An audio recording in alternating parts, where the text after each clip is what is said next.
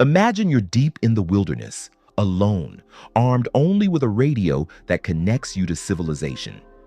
Suddenly, your headset crackles with a man's voice trembling, broken by static. It's not an animal. It's following me. Oh God, it's right behind me. Then silence. That was the final transmission of veteran game warden Daniel McCready, last recorded on October 12, 1999, in the desolate forests of northern Montana. His body was never found. His truck, shotgun, and flashlight discovered abandoned beside claw marks gouged into the soil. If this was just a bear attack, why did investigators seal his file under unexplained?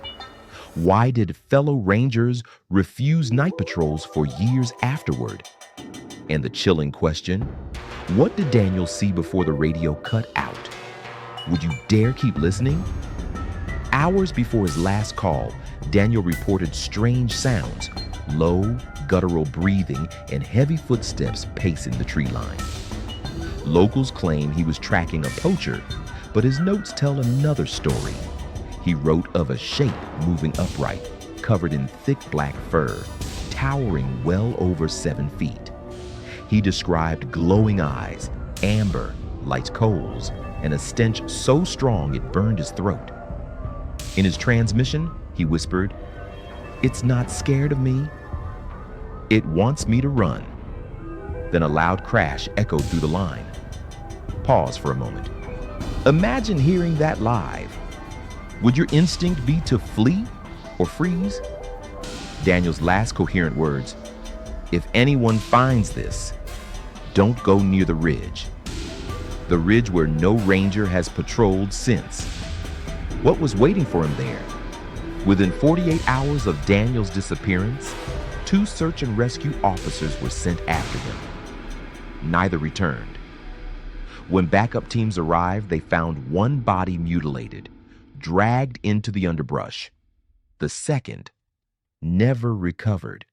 The autopsy on the first was sealed, but one deputy leaked a single detail. The rib cage had been pried open like an oyster.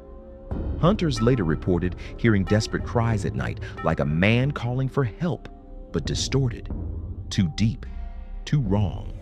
Authorities labeled it wolves, but locals know wolves don't mimic human voices.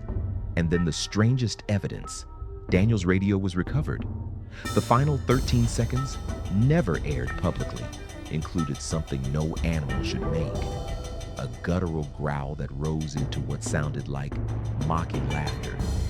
So, was he hunted by a beast or something far worse? Would you keep searching after that? What if Daniel's case wasn't unique? Reports of a towering, foul-smelling predator stretch back to indigenous legends of the Night Stalker, a shadow beast said to lure hunters away with voices of the dead. Settlers in the 1800s called it the mocker because it repeated human words in grotesque tones.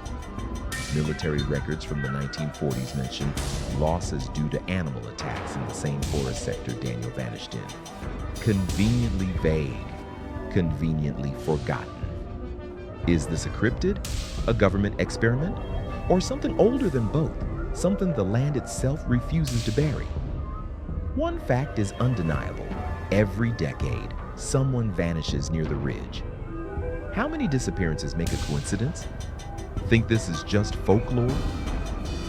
In 2017, a camper uploaded dashcam footage near that same forest road. In the frame, a tall, hunched figure crossing on 2 legs. Its head turns toward the camera, eyes glowing the same amber Daniel described 18 years earlier. Within days, the video was scrubbed, account deleted.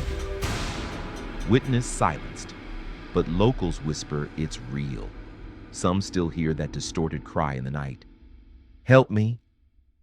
And maybe worst of all, the ridge is now off limits, fenced and patrolled. Not for your safety, they claim, for wildlife conservation. But tell me, if nothing is there, what are they hiding? Daniel McCready's voice is still archived, frozen in those final seconds of static. A desperate man's warning, don't go near the ridge. You heard his fate.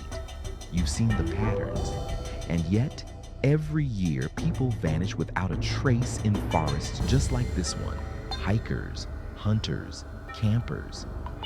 Could it be the same predator, moving silently from place to place? The real question is, if you were alone in the woods tonight, and your radio suddenly crackled with that same whisper, "It's behind you," what would you do? Don't wait until you find out the hard way. Stay out of the dark ridges, and if you value your safety, subscribe, because next time, it could be your story we uncover.